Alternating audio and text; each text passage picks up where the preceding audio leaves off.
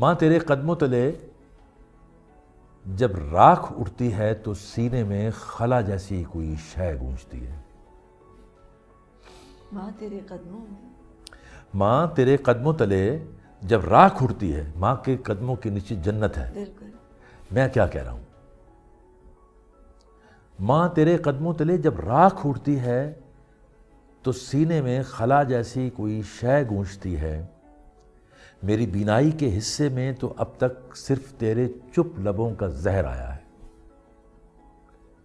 میری بینائی جس نے آج تک تیرے لہو روتے ہوئے قدموں کے نیچے راکھ دیکھی ہے. بھرے کھیتوں میں فصلیں کاٹنے والی جوانی زرد پھولوں کی طرح سنسان آنکھوں کی کہانی کہتے کہتے آج کس منزل پہ پہنچی ہے مجھے اس کی خبر تو نہیں. تیرے محبت ڈھونے والے دل نے اپنی اجرتوں میں اپنے بیٹوں کے علاوہ کیا نہیں پایا مجھے اس کی خبر بھی تو نہیں.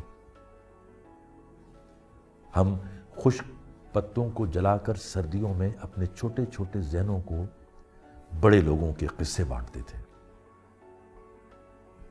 ہم کہ تیری جاگتی آنکھوں کی لو میں خواب جیسی کوئی دنیا دیکھتے تھے. صبح کاذب کی صدا چکی کے پاٹوں اور تیرے ہاتھ کے چھالوں کے بیچ ایک گیت کی صورت اترتی تھی. وہ گیت اب کھو گیا ہے. تو بھی اب چپ ہو گئی ہے اور خلا ویسے کا ویسا ہے. ابے کو سناتے تھے اپنی شاعری؟ ہاں وہ شاعری دیکھو نا، میں نے بتایا کہ وہ کوئی بہت زیادہ پڑھے لکھے تو نہیں. ایک تو ماں باپ کے لیے پہلے ہی یہ ہوتا ہے کہ بچہ کچھ کر رہا ہو اور اس کی تعریف ہو رہی ہو تو ان کے لیے یہ چیز بے معنی ہو جاتی ہے کہ یہ کر کیا رہا ہے. یہی چیز بہت ہوتی ہے کہ لوگ اس کو اپریشیٹ جو ہے وہ کر رہے ہیں. تو انہوں نے فیملی میری نے اس کو بہت اپریشیٹ کیا. کبھی میرے رستے میں کوئی اس طرح کی رکاوٹ میری فیملی کبھی. تو باقی بھائی کیا کر رہے تھے؟ باقی وہی کر رہے تھے جو میرے باقی کزن کر رہے تھے. بہنیں تھیں آپ کی؟ میری 4 بہنیں اور 3 بھائی ہیں ہم. اچھا. اب ان میں سے ایک بہن اور ایک بھائی نہیں رہے، لیکن وہ بھی ان میں سے بھی کوئی ادھر آپ کی طرف نہیں آیا. پڑھائی زیادہ کرنے میں نہیں آیا؟ ہاں پڑھائی میں تو اب تک نہیں آیا. اب ہماری جو نسل ہے، میرے بچے جو ہیں، یہ بچے ہیں جو یونیورسٹیوں وغیرہ میں گئے ہیں، لیکن میری نسل تک بھی میں واحد بندہ ہی تھا جو گیا یونیورسٹی میں. اسکول میں کیا کرتے تھے؟ تختی لکھتے تھے؟ نہیں، تختی اتنا بھی اینشنٹ نہیں نا لکھی. میں نے تختی بھی لکھی ہے اور مجھے اب بھی یاد ہے کہ خط کرتے بیٹھ کے بس. ہاں وہ تختی کو جب دھونے جاتے تھے، ایک چھوٹا سا تھا تالاب، اس میں ایک مینڈک چھوٹا سا اچھل کے میری تختی پہ بیٹھ جاتا. اب وہ بیٹھا ہوا ہے اور باقی بچے تختی دھو رہے ہیں تو وہ مجھے کہتے ہیں کہ آپ تختی کیوں نہیں دیتے. میں نے کہا یہ میں مینڈک کو ڈسٹرب نہیں کرنا چاہتا. مطلب یہ چیزیں چلتی رہی ہیں. تو میں کوئی زیادہ انٹرسٹنگ بچہ نہیں تھا، لیکن یہ تھا کہ تھوڑا سا یہ تھا کہ مجھے چیزوں میں، چھوٹی چھوٹی چیزوں میں دلچسپی تھی. کبھی ڈانٹ کھائی؟ والد تو بہت زیادہ میرے سافٹ تھے. He was a very progressive person, self made آدمی تھے. انہوں نے کبھی مجھے ڈانٹنا تو بہت دور کی بات ہے. بہت غصے ہوتے تھے تو کہتے تھے تو بڑا الو ہے. اور مجھے یاد ہے کہ میں اپنے بیٹی کے ساتھ گیا اور ڈزنی لینڈ. تو ڈزنی لینڈ انہوں نے جو اینیمل کنگڈم تھی وہاں انہوں نے ایک بہت بڑا الو بٹھایا ہوا اور بچے جمع تھے اور ایک صاحب الو کے بارے میں لیکچر دے رہے تھے بچوں کو. بڑا انٹرسٹنگ کہ اس کی یہ خصلت ہوتی ہے، یہ کھاتا ہے. بچے پوچھ رہے ہیں کہ بریک فاسٹ میں کیا کھاتا ہے، یہ ہیلوئین مناتا ہے، یہ نہیں مناتا، کرسمس وغیرہ. تو میں نے اس الو کو دیکھا تو میری بیٹی قرۃ العین ڈاکٹر، تو شی نوٹسڈ اٹ کہ میری آنکھوں میں تھوڑی سی نمی تھی. تو میں کہنے لگی کہ وہ کیا مسئلہ ہے. میں نے کہا بیٹے تمہارے دادا مجھے کبھی ناراض نہیں ہوتے تھے، لیکن جب ناراض ہوتے تھے تو کہتے تھے تو بڑا الو ہے. تو مجھے یہ الو دیکھ کے نا یاد آ گیا کہ میرے ہے نہیں، میرے بابا نہیں ہے. مطلب ایون ایٹ دس ایج جب ہم رخصت ہونے کی تیاری. ماں میرے سینے میں تیری ممتا کا نور تو اب بھی اترتا ہے، مگر اقرار کی ساتھ ہمیشہ سے ادھوری ہے.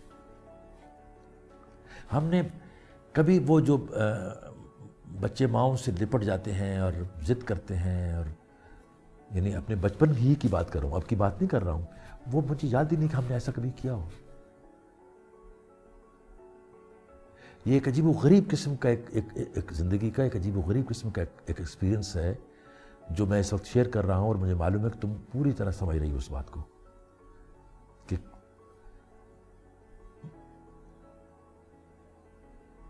ماں محنتی بہت تھی. ماں وہ جو ایک پروسیس ہوتا ہے نا گندم کو چھانٹنا اور وہ گندم اور بھوسا الگ ہونا، یہ سارا سلسلہ تو وہ خود وہ کرتی تھی. دیواریں جو احاطے کی ہوتی ہیں کچی ہوتی تھی گاؤں میں تو ان کو لیپنا اور ان کے لیے وہ بنانا. وہ مائیں ساری 4 بجے صبح اٹھتی ہیں. 4 بجے وہ چکی کے صبح کاذب کی صدا چکی کے پاٹوں اور تیرے ہاتھ کے چھالوں کے بیچ ایک گیت کی صورت اترتی تھی. وہ گیت اب کھو گیا ہے، تو بھی اب چپ ہو گئی ہے اور خلا ویسے کا ویسا ہے. ماں میرے سینے میں تیری مامتا کا نور تو اب بھی اترتا ہے، مگر اقرار کی ساتھ ہمیشہ سے ادھوری ہے. جیسے مجھے کوئی احساس ہوتا ہے جب میں آپ کی اسکرپٹ پڑھتی تھی، جب میں آپ کے پلیز میں کام، کہ آپ کیریکٹرز کو بہت انٹرسٹنگلی بناتے تھے. لائک ان کی اپنی زبان ہوگی، ان کی اپنی بول چال، ان کا اپنا رکھ رکھاؤ، رویہ الگ الگ. میں اور عثمان یہ ڈسکس بھی کرتے تھے کہ وہ کیریکٹرز بناتے ہیں، یہ نہیں کہ سارے ہی ایک جیسی بات کر رہے ہیں، سارے ایک جیسے، سارے ہی فلاسفر بنے ہوئے ہیں. وہی اس میں بھی وہی بات ہے کہ وہ جو آبزرویشن ہے، وہ جو آبزرویشن آپ کی ہے. اور پھر تھوڑی سی دیکھیں، میں سمینہ میں اب بچوں کو بھی نوجوانوں کو بھی جب میں پڑھاتا بھی ہوں تب بھی یہی کہتا ہوں کہ ہمیں ایک بات کو بھولنا نہیں چاہیے کہ کچھ چیزیں ہمیں ملتی ہیں جن میں ہمارا اپنا کوئی اختیار نہیں ہوتا. جیسے ہمارے والدین ہیں، ہمارا پیدا ہونے کا ٹائم ہے، ہماری شکل و صورت ہے، وغیرہ وغیرہ، بے شمار باتیں ہیں جن پر ہمارا کنٹرول نہیں ہوتا ہے. لیکن بہت ساری چیزیں ایسی ہیں کہ جن میں جو اگر آپ کے پاس آرٹ کی کوئی فارم ہو تو جب تک آپ کرافٹ یا سکل جو ہے اس سے ریلیٹڈ جب تک آپ اس کو سیکھتے نہیں ہیں اس وقت تک آپ اس کا حق ادا نہیں کر سکتے. مثلا ایک آپ کی آواز بہت اچھی ہے، اللہ نے اچھی آواز دی ہے آپ کو، لیکن آپ اچھی آواز سے گانے کی نقل تو کر سکتے ہو، گا نہیں سکتے. اپنا گانا تو نہیں بنا سکتے نا، نقل کر سکتے ہو اپنی آواز کے. گانا بنانے کے لیے آپ کو موسیقی سیکھنا پڑتی ہے. تو اسی طرح اگر آپ رائٹر ہو اور آپ کو لکھنا آتا ہے تو لکھنا آنے کے لیے پھر آپ کو اس کے جو باقی چیزیں، مثلا آپ ایک کریکٹر لکھ رہے ہیں تو اگر آپ اس کریکٹر کو اسٹڈی نہیں کرتے، اس کی زبان کو آپ. مجھے کسی نے انٹرویو میں پوچھا کہ جی آپ کو اگر دوبارہ زندگی بسر کرنے کا موقع ملے تو کس قسم کی زندگی بسر؟ میں نے کہا ود مائنر ایڈجسٹمنٹس وہی، لیکن آلدو دے ڈائیڈ ایٹ مطلب رائپ اولڈ ایج، لیکن میرا جی چاہتا ہے کہ میری ماں کو 2-4 سال اور زندہ رہ جاتی، میرا باپ 2-4 آئی تھنک ہم کبھی نہیں چاہیں گے کہ پیرنٹس چلے. نہیں، وہ نہیں چاہتے ہم. مجھے کسی نے کہا کہ آپ کے والد he was 84 when he died، تو میں نے کہا دیکھو یہ غلط ہے کہ بھئی ماں باپ بوڑھے ہو جائیں تو ان کا دکھ نہیں ہوتا، اتنا ہی زیادہ رفاقت ہوتی ہے نا. اب ہی واز 84 تو اس کا مطلب ہے کہ میرے ساتھ ان کی رفاقت دیکھو نا کہ کتنی تھی اس وقت، وہ 50 سال کی تھی. آپ کھیلتے تھے؟ جو بیج تھے آپ کے ارد گرد تو بچپن سے ہی رہے نا؟ نہیں، وہ تو سبزیوں اور پھولوں کے بیج تھے. پھر ہمارا ایک فارم تھا پری پارٹیشن نیچرلی کشمیر میں جہاں سیڈ گرو کرتے تھے. اچھا. میرے والد صاحب وہاں 4-5 مہینے وہاں گزارتے تھے سری نگر. میں بھی گیا بچپن میں at the age of 4 or 5 میں سری نگر گیا اور مجھے تھوڑا تھوڑا یاد ہے. لاسز جو ہے نا وہ اتنے زیادہ ہیں اصل میں کہ ان لاسز نے درمیان میں ایک دیوار سی کھڑی کر دی. لاس آپ 2 چیزیں ہوتی ہیں. لاس آپ کو یا تو لاس ہوتا ہے جو بے زبان کر دیتا ہے آپ کو، سناٹے میں بدل جاتی زندگی، یا پھر ایک ایسی شدید قسم کی خوشی جس میں پھر آدمی مر جاتا ہے. لاسز فوراً نہیں مارتے ہیں، وہ اپنا پورا حساب چکا کر مارتے ہیں. آپ نے اپنے ابو کو معاف کیا؟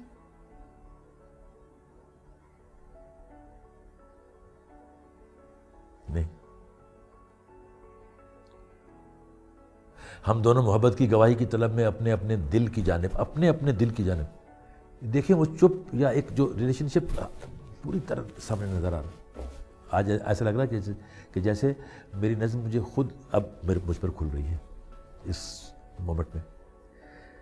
ہم دونوں محبت کی گواہی کی طلب میں اپنے اپنے دل کی جانب رخ کیے، اپنے خدا سے پوچھتے ہیں حشر کب تک آئے گا. یہ آپ کو کیسے پتا تھا یہ سب؟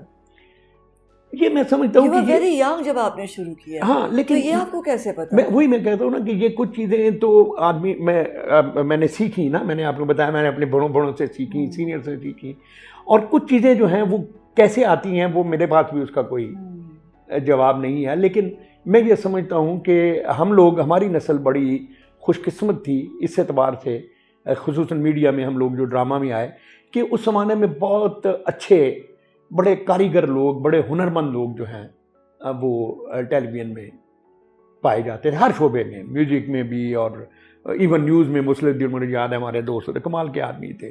ڈرامہ تو خیر ہمارا وہ فیلڈ تھا ہی، اور تو بہت اچھے کام. تو ہماری نسل کو یہ فائدہ ہوا کہ ہم نے بڑے ہنرمند لوگوں کے ساتھ کام کیا، تو ہمیں ان سے ڈائریکٹ سیکھنے کا موقع جو ہے وہ مل گیا. اور لیکن جو خرابی ہوئی ہے اور جس کے لیے میں ہمیشہ پی ٹی وی کو قصوروار ٹھہراتا ہوں، یہ مانتے ہوئے کہ ہمیں پی ٹی وی نے بنایا ہے، ہم پی ٹی وی ہی کی پروڈکٹ ہیں، ہمیں جو عزت ملی، جو نام ملے، اس میں پی ٹی وی کا. لیکن جس کو کہتے ہیں نا خود احتسابی، وہ بھی کرنی چاہیے کہ پی ٹی وی نے وہ جو ٹیلنٹ پورے ملک سے، را ٹیلنٹ جو ہے وہ جمع ہو گیا تھا اس کے پاس، انہوں نے پھر اس کو آرگنائز کرنے کی کوشش نہیں کی اور انسٹیٹیوشنلائز نہیں کیا. آپ نے کبھی بوئے بیج؟ نہیں، میں نے اپنے گھر میں اس میں اسے اگی چیزیں؟ نہیں، گھر میں جو ہے، گھر میں تو مجھے بہت شوق ہے، کیونکہ ہمیں یاد ہے بچپن میں کہ یہ بہت ضروری تھا کہ آپ کوئی نہ کوئی پیڑ بوئیں اس کا. سمینا، ایک کسی عام بیج کا پھوٹنا، آپ ڈیلی اس کو دیکھتے ہیں، it is a miracle. Yes. And you can, if you don't believe in God, you can believe in God just by looking. ایک اسپراؤٹ چھوٹی سی ہے، گاجر ہی ہوتی ہے نا، گاجریں لگی ہوئی ہیں، وہ ان کے پودے دیکھیں گے باریک باریک اس کے ہوں گے، اتنے نازک، مطلب آپ کو غور کرنے کی ضرورت. مجھے یاد ہے سعید اختر، بہت فیمس میرے دوست بچپن کے آلموسٹ، تو مجھے ایک دن اس نے کہا کہ طاہر میں نے تمہارے ناول پڑھے ہیں تو ان میں ڈسکرپشن بہت ہوتی پنجاب کی، لیکن میں نے کبھی بیل کی آنکھ کے بارے میں نہیں پڑھا. ایسی میں نے کہا بیل کی آنکھ میں نے کیا کرنی بھی ڈسکرائب کرنی. کہنے لگا کبھی بیل کی آنکھ کو غور سے دیکھو، کبھی پرندے کی، کبوتر کی آنکھ کو غور سے دیکھو. اور میں نے سمینا واقعی دیکھا، it was a wonderland. تو مطلب ہے کہ یہ نیچر جو ہے، یہ ضروری نہیں کہ آپ کے سامنے ایوریسٹ کھڑی ہو تو اور K2 ہو تو آپ متاثر ہو. ایک چھوٹی سی چیز پہ آپ غور کریں، ڈیٹیل پریسیشن، آئی مین، اور ایک آؤٹ لائن ہوگی اگر، اور جو اس طرح کر کے بہت amazing. I agree with you. اور ہر آنکھ مختلف ہے، انسانوں کی بھی اور بالکل جانوروں کی بھی اور پرندوں کی بھی.